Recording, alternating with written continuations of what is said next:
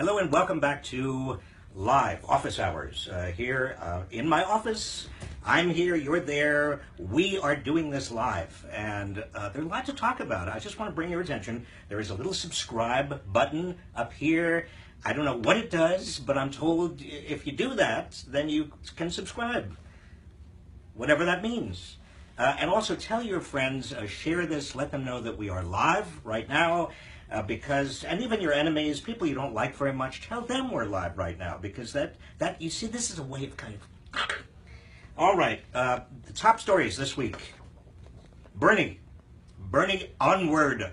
Now, some of you have communicated to me, and I understand that Tuesday's results were not what you wanted, and were not as great as the week before. They were not like Michigan, and Bernie lost Ohio, and some people are feeling, Bernie supporters are feeling a little bit down right now, and I can understand that. But let me just make sure you understand that in the future we got some big primaries coming up over the next couple of months, and Bernie has a very good chance. I'm not going to try to predict. Remember, political prognosticators try to, they exist to make astrologers look good. So I'm not going to predict anything, but there are a lot of big states, a lot of states where Bernie has a very, very good chance.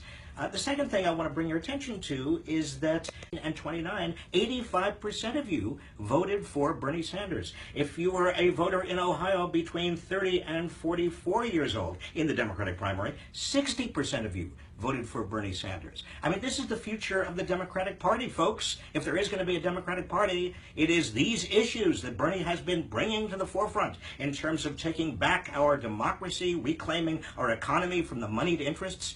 These are the issues. They are the big issues. And he is making enormous progress in reshaping the Democratic Party.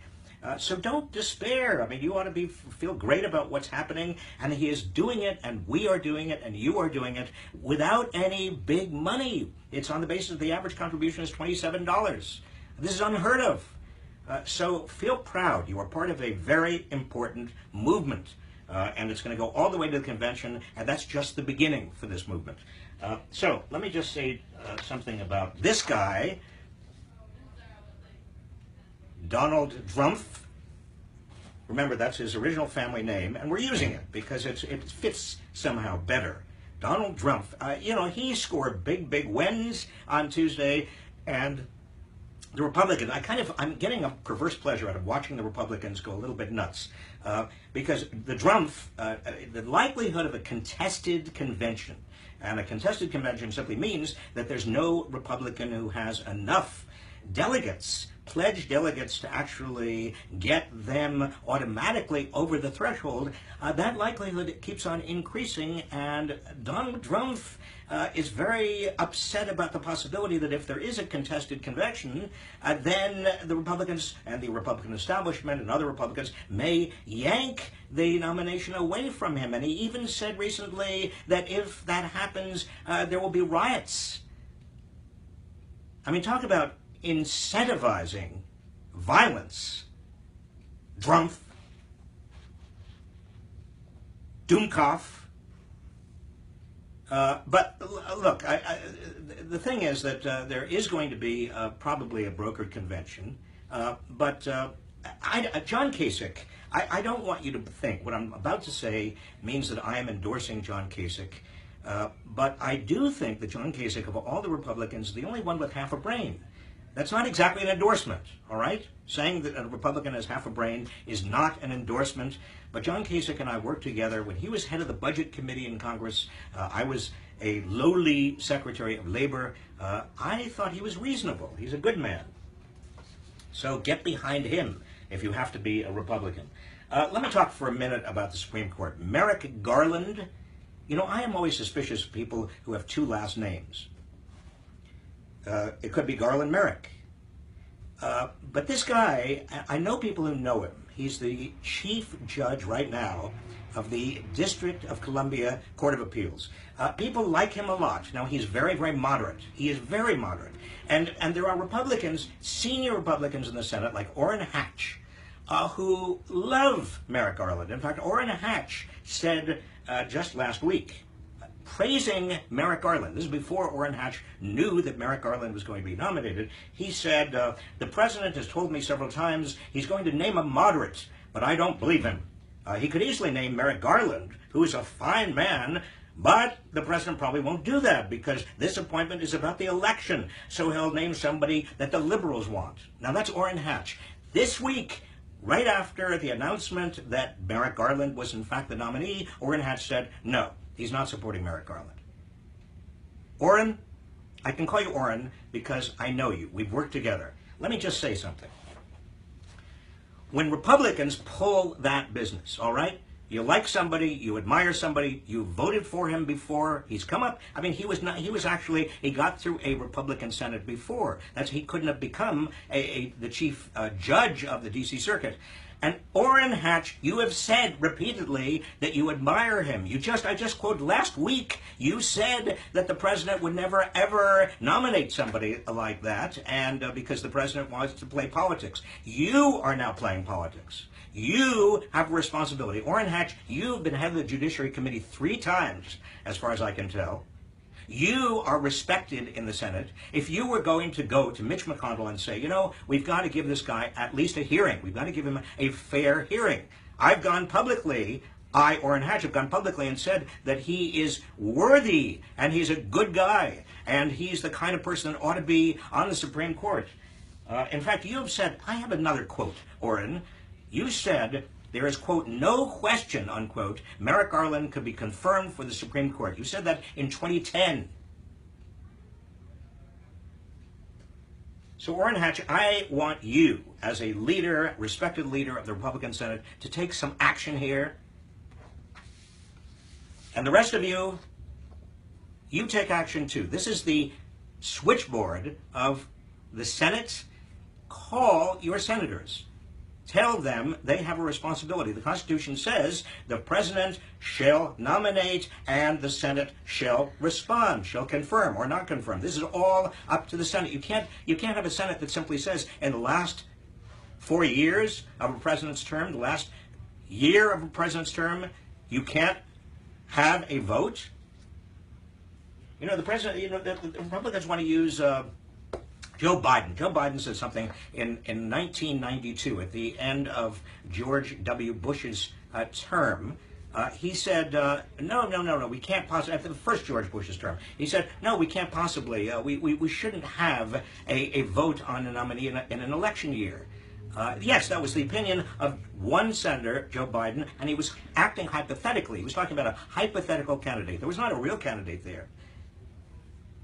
And he also, Joe Biden concluded his remarks by saying, well, if there is a nomination, then we'll work it out. We'll compromise. Let me just say this. Orrin, I'm still talking to you. Orrin Hatch, come back just for a second. Look, you have a responsibility, not just to your party, but to the government, to the people of the United States. Republicans, let me just say something about this group here. This is the New York Times. Frozen for some. Tell them to reload and apologize. We are too popular. Oh, I see. Okay. So in other words, some of you, I was frozen?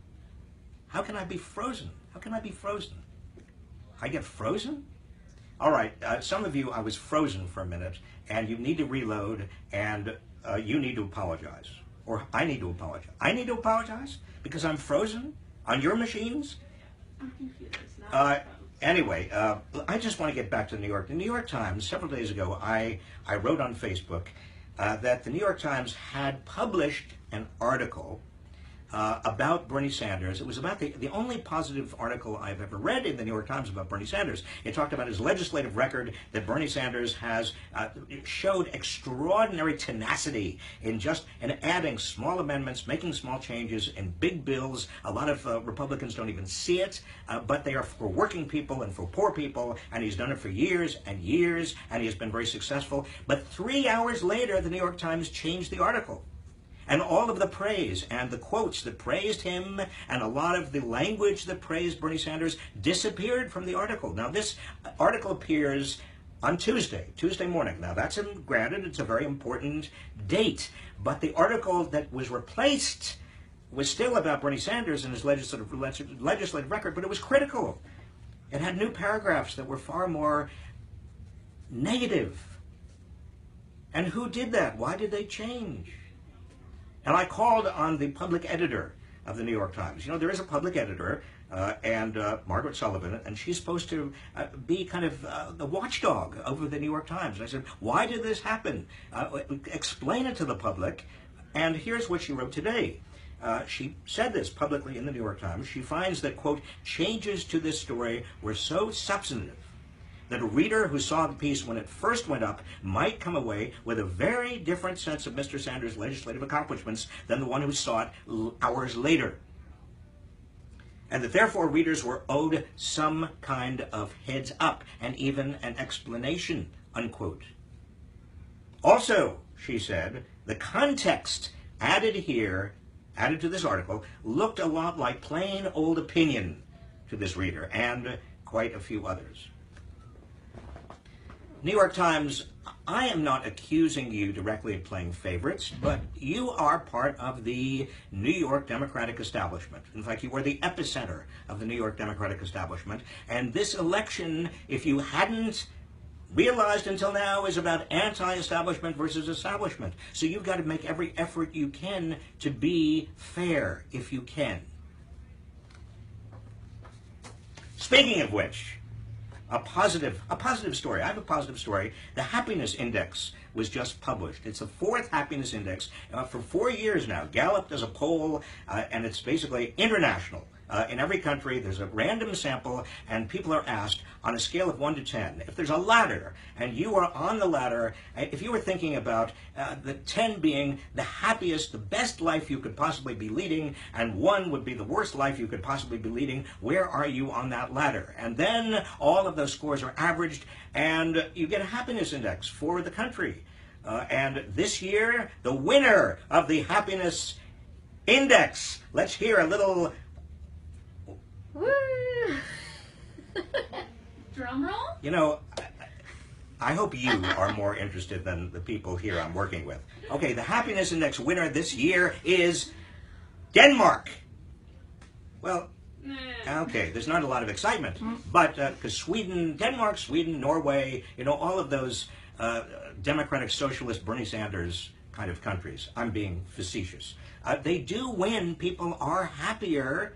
Maybe because there's more of a safety net. Maybe because people don't have to worry quite as much. Maybe because life is not as stressful. Maybe because things are not as unequal. The United States on this year's happiness index scored not number 5, 6, 7, 8, 9, 10, 11, or even number 12, number 13. Okay, which brings us to the worst of the week. I wanted you to be kind of happy and sort of excited there for a moment. Now we have the worst of the week, and I'm going to get to your questions in a moment. The worst of the week. This week, it was hard to come to the worst of the week. You know, every week, Donald Trump, the Drumpf, is very, very close to the worst of the week. But the worst of the week actually is Idaho. Why Idaho? Because you've got cities in Idaho, as in many other states, that are trying to raise the minimum wage. This is a big movement in America that fight for 15 and the fight to raise the minimum wage to a decent wage, a living wage, and the living wage may be slightly different in different states. That is true, but different cities also have a desire, and their people have a desire, and citizens of the cities have a desire to have a higher minimum wage. The state of Idaho, the legislature said, no, we are preempting, we are banning all cities from having a higher minimum wage than the Idaho minimum wage. Well, you know, that's happened all over the country. Alabama, last month, the Alabama legislature said that Birmingham, that had a higher minimum wage than the state together, they fought and they got a higher minimum wage in the city of Birmingham. No, Alabama. The Alabama legislature said, no, Birmingham, you can't possibly do that. Now, these are Republican states, and these are Republican states that have gone for years to the federal government and said, no, federal government, you should turn over responsibilities to the states because we at the state level are closer to the people. That closer to the people argument, They don't follow that argument when it comes to cities that are often majority Democratic or majority African American or majorities that are maybe more liberal than the state legislatures. No, forget that close to the people argument. No, when it comes to close to the people, those legislatures say, we don't want you cities who are very close to the people to have any right at all to raise the minimum wage. Which brings us to your questions. But I've got to restart before the Q&A. I've got to restart before the Q&A? You mean the past 15 minutes has been a complete, nobody's heard the past 15 minutes? I've been sitting here just talking to myself for 15 minutes? Well, that's depressing. You know, I once had I was a disc jockey in Flint, Michigan in the summer of 1968. This is true. In Flint, you know, poor Flint, Michigan. I was a disc jockey there the summer of 1968, and I had the 12 midnight to 6 a.m. shift because I was, you know, a college kid. They didn't care, and I was told I could only play the same top 10 songs over and over and over, and that entire summer they didn't change. It was Hey Hey Paula, Love Sweet Love, I Ain't Got No Satisfaction. You remember. And it was boring. I was bored out of my gourd, and finally I decided to make it a little bit of a talk show. Talk shows on radio were very new. They didn't have, and I thought, well, how am I going to get somebody to call in? So I said, next person to call in, $25. I will give you $25. You call in, we'll just have a little chat. Nobody called in. I then said, all right, okay, $50. $50. Next person who calls in, now I'm sitting in Flint, Michigan, WTRX. I'm sitting there in this glass enclosed radio thing from midnight to 6 a.m. I said $50. Nobody called in. I got up to $100. Nobody called in. And it was at that moment that I realized that there I was in Flint, Michigan in the summer of 1968, sitting there trying to play the 10 top songs over and over and over again to the people of Flint, Michigan, and nobody was listening. I've had that feeling often in my life, and I just had the feeling again. I mean, I just did this for 20 minutes, and I was just blathering to myself. I'm not going to, you know, I went through all these slides and all these, we had a good discussion with me, just me. All right, let me take your questions.